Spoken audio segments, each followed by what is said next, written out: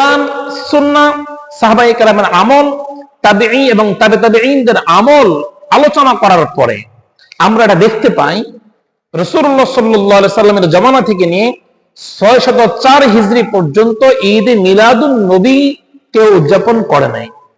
না কোরআন এটাকে সমর্থন করেছে, না রাসূলুল্লাহ সাল্লাল্লাহু আলাইহি সাল্লাম নিজে পালন করেছেন, না সাহাবায়ে কেরাম পালন করেছেন, না তাবেঈনরা পালন করেছেন, না তাবে তাবেঈনরা পালন করেছেন, কেউ পালন করে নাই।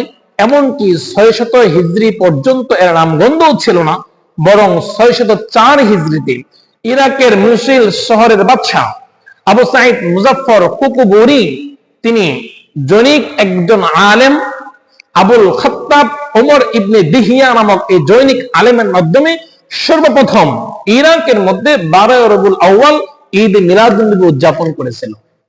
সুতরাং যে আমল কোরআনের মধ্যে কোরআনের দ্বারা প্রমাণিত নয়, রাসূলের হাদিসের মাধ্যমে প্রমাণিত হয়, সাহাবায়ে কেরামের আমলের মাধ্যমে প্রমাণিত নয়, 600 হিজরির পর এটাকে ইসলামের মধ্যে ইবাদত হিসেবে ঢুকিয়ে দেওয়া, এটা হচ্ছে বিদআত এবং উম্মতে মুসলিমাকে প্রভ্রষ্ট করার শয়তানি এক সুকৌশল। এই জন্য আমরা ঈদ মিলাদুন নবী পালন করতে পারি না।